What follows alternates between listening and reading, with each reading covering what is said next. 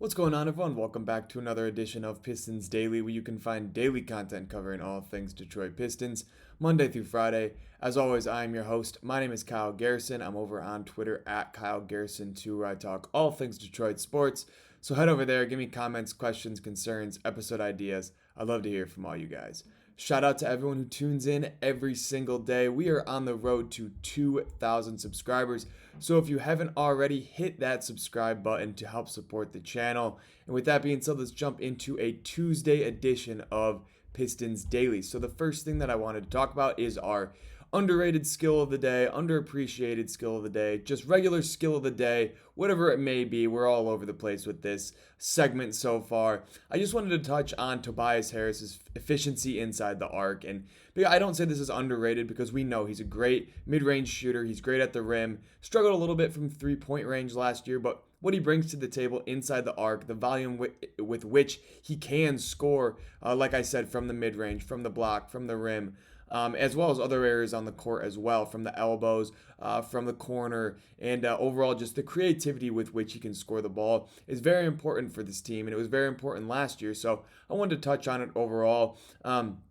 As of right now, Tobias is the oldest player in this current Pistons rotation. He's 33 years old, and there is just a lot of questions overall of does he fit on a team full of young guys, and is he going to be a long-term piece with this team? And he finishes out his career as a guy who most likely is just part of the rotation, not a starter, but again, next year he will be the starter at the power forward position. I have no doubt about that, barring any unbelievable trades or free agency signings. Tobias Harris is going to be that starter, and I know that comes with some heartburn for some people because, again, the age is a little bit concerning, but the things that he brings to the table night in and night out make it worth it that he's going to be on this team, and it's going to be good to have him around this young core once again as that veteran guy.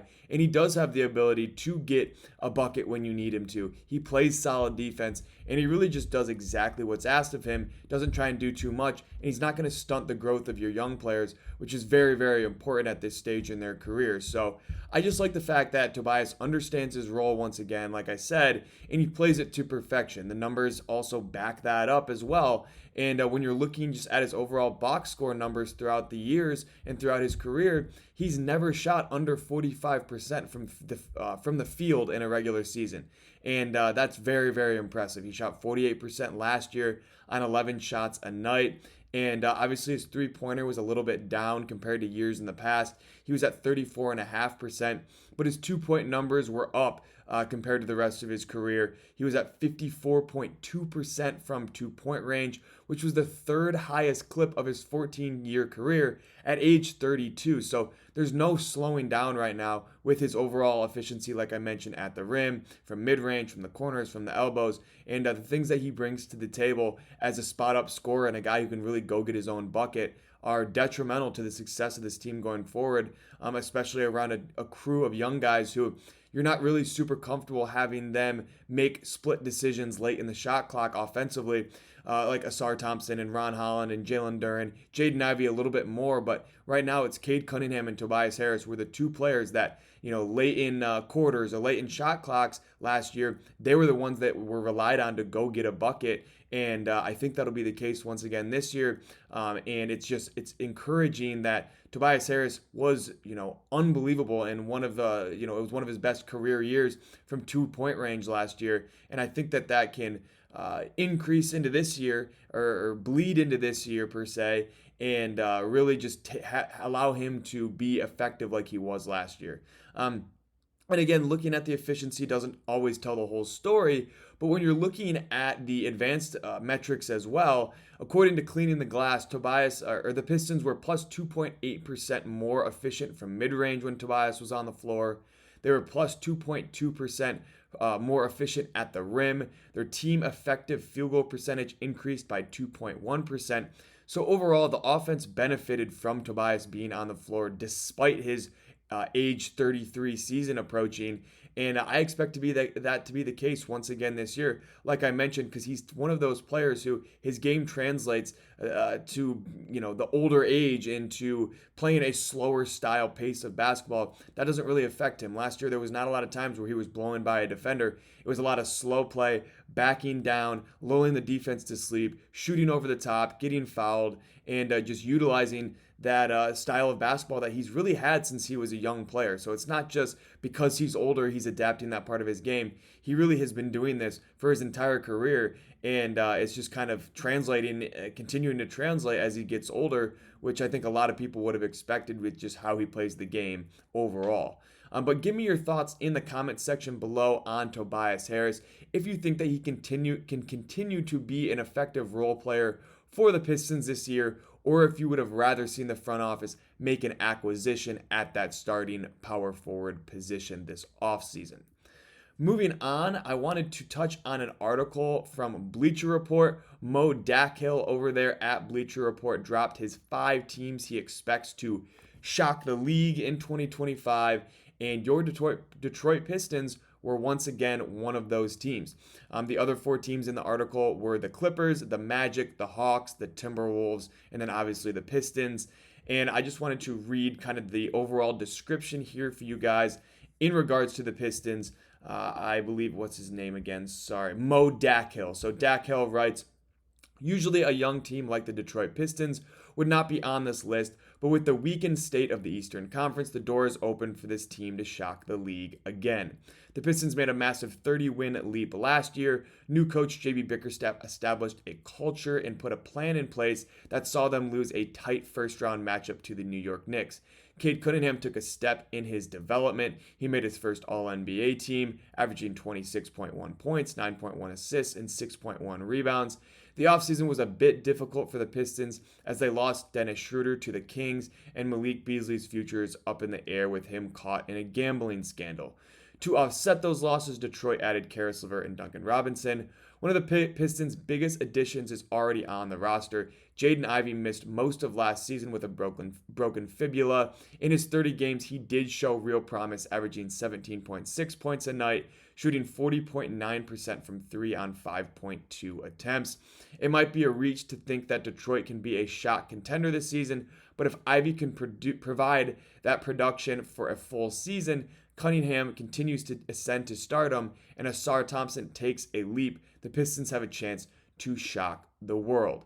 And again, I think it's very important that a guy like Mo Dakhil out here for a very well-credentialed NBA media outlet in Bleacher Report is aware that the Pistons didn't make any acquisitions this offseason, but they're still a team that should be on everyone's radar. And I like the fact that Dakhil alluded to the fact that everything that the Pistons are doing and the leaps that they're expected to take from guys like J.I., Asar, J.D., Ron, and obviously the ascension of Cade Cunningham into superstardom are all part of the plan, and it's all part of the process that Trajan Langdon has in place right now. And again, if you think that the Pistons are a team that should have gone out and added this offseason, I don't blame you whatsoever. They were in a great place to do so. But I think that this year is a great benchmark where they can see where they need to make additions, where they need to grow, and just what areas of the game they need to improve on to kind of get into that Eastern Conference contender status. And I believe the Pistons are in place again to shock the league because they can improve on what they did last season. I don't think that 44 wins should be some ceiling that the Pistons have to either pass by 1 or 2 games or don't pass at all. They can be a 50-win team who wins multiple playoff series, and you see significant growth from the entire young core. I don't think that's out of the realm of possibility whatsoever. And in fact, I think it's very likely that that occurs. I mean, the expectations are very, very heavy, but the confidence from this front office, this coaching staff, from the national NBA media, and everyone around it, is confident that this team can continue to build on a 30-win increase from year to year. And I think that's very important because, again, the expectations can burst pipes or they can create diamonds, or pressure can burst pipes or create diamonds is what I meant to say. And that's what that's a state the Pistons are in. They could either crumble and fold or they could flourish. And I do expect this team to flourish. And I'm glad that Bleacher Report is aware that this Pistons team isn't done growing. They can still shock the nation, shock the world, shock the NBA community once again, and I'm expecting that to be the case this year. But let me know in the comments if you think the Pistons are capable of continuing to build on last year and who needs to step up in order to make that leap into contention.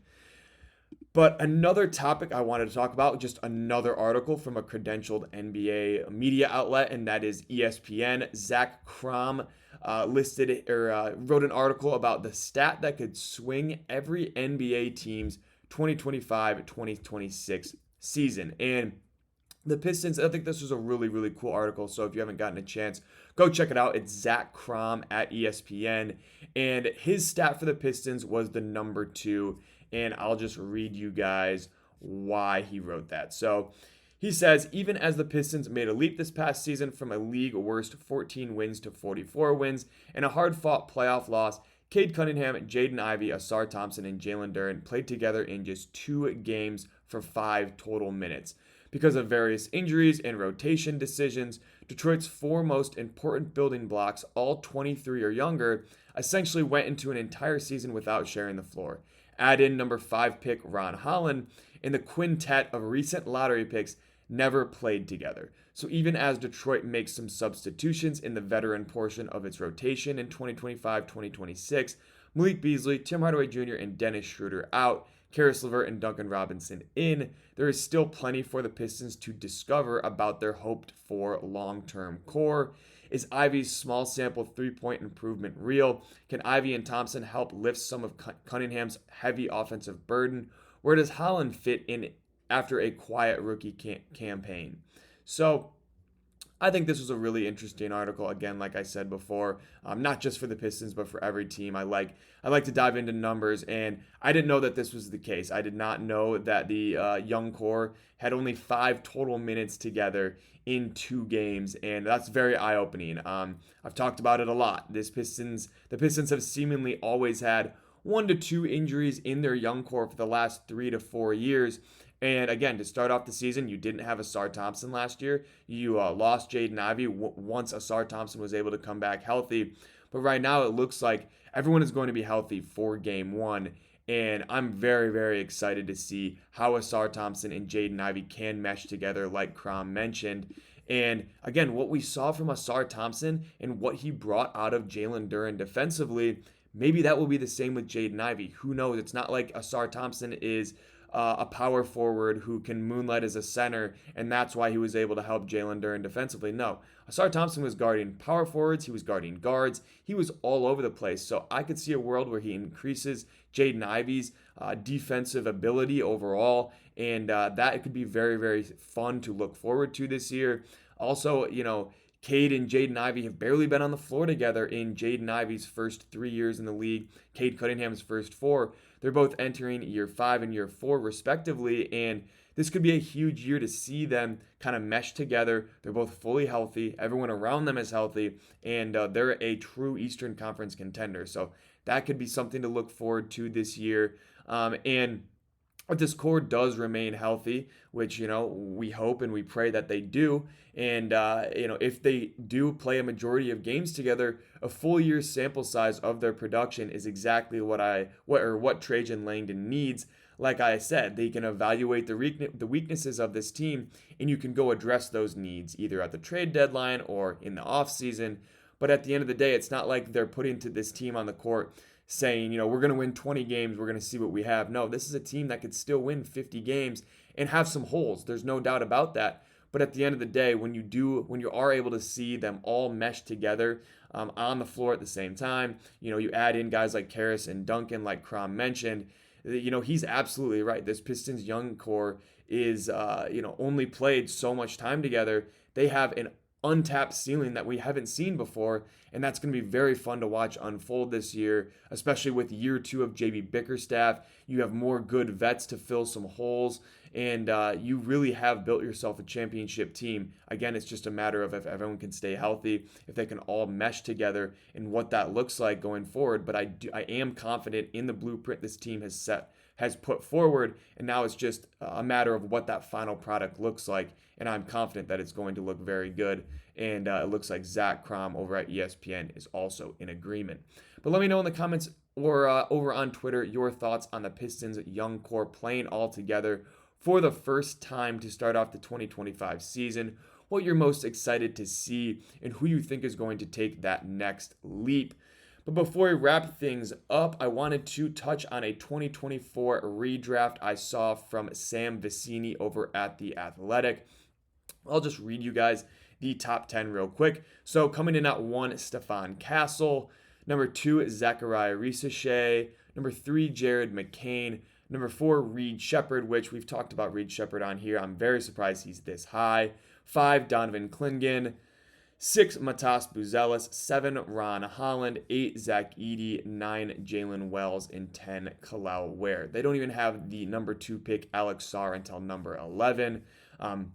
And then they've got guys like AJ Mitchell at 12, Keyshawn George 13, 14, Nikola Topic, Kyle Filipowski at 15, Bub Carrington 16, and really rounded out by a lot of guys who didn't play because, again, this 2024 draft is looked at as one of the more underwhelming classes that I can remember in my lifetime. But I do think it's going to turn out pretty solid. I think it'll be better than that 2013 draft class we saw, 10 years ago, which was one of the worst, if not the worst, draft class of all time, with Anthony Bennett going number 1. And then you had guys like Nerlens Noel, Victor Oladipo. That was the Giannis draft, so there's a silver lining right there. But other than Giannis in that lottery, it was a brutal, brutal draft. And I think this 2024 draft gave people, again, a little bit of heartburn about that 2013 draft. But as we've seen over the past year, this draft class has started to work itself out. Guys like Jared McCain and Stephon Castle look very good as guards. And then Rob Dillingham and Reed Sheppard also are up-and-coming players as well. Zachariah Risacher, Ron Holland, Matas Buzelis, all very good wings out of that class as well. And there's a lot of athleticism. There's a lot of raw talent in this class that I think is going to start coming to light over the next couple of years.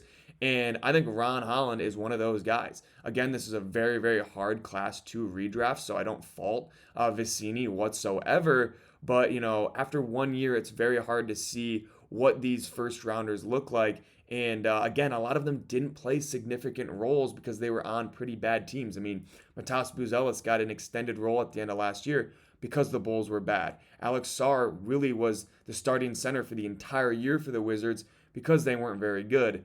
But again, the Pistons were very, very solid. There were some teams like the Rockets for Reed Sheppard where he didn't get equal opportunity. But I think that he will this year. I think Ron Holland will this year. Guys like Zach Edey and Donovan Clingan will this year as well. And it's going to be kind of fun to see how these sophomores round into shape, who kind of takes a step back, who takes a step forward. And I do think that Ron Holland is a candidate to step forward this year because of what he did in the Summer League. We saw the jump shot get better. And I'm very excited to see what the translation from Summer League looks like from Ron Holland, if that jump shot is for real, if the ball handling and the facilitating and the decision making with the ball in his hands is going to be a translatable skill to the next level. And again, we don't want to put too much stock into Summer League performances, but if you're going to take anything away, it's that his jump shot looked great. His mechanics looked great, and that is very encouraging, even if it is against weaker competition. So I personally think that Ron Holland will have a better career than a guy like Reed Sheppard and Matas Buzelis. So I would still have him in that top 5, even at 4 ahead of Donovan Clingan, depending on how you view Clingan's defensive ability. But I think it's safe to say right now that Jared McCain, Zachariah Risacher, and Stephon Castle are all the top 3 consensus players from that draft class right now. But I do think Ron is right behind them with a chance to creep up past some of these guys. And I think his presence is going to be felt by this Pistons team. And the NBA is going to start realizing that he's got a lot of skill that is going to be untapped by this Pistons young core and this Pistons coaching staff here in the next couple of years. And I also think that by the end of 2024, we're going to be looking at Ron as a comfortable top 5 pick from the 2024 draft, again, with room to creep up into that top 3 and 4 spots. But let me know in the comments or over on Twitter if you think that Ron Holland will still be a top 5 pick in a 2024 redraft next year. Also, if you think he should have been lower this year, if you think he should have been higher, and just what you think he needs to do in order to jump into that top 3. But that's all I've got for you guys today. Thank you so much for tuning in to a Tuesday edition of Pistons Daily. Sorry, I just got stalled up right there. But as always, like, subscribe, comment, turn on post notifications, and follow me on Twitter at Kyle Garrison too. Also, head over to Spotify, leave a 5-star review and a follow if you can. Once again, thank you all so much for tuning in every single day. With that being said, that is going to do it here for episode 46 of Pistons Daily, and I will catch you all next time.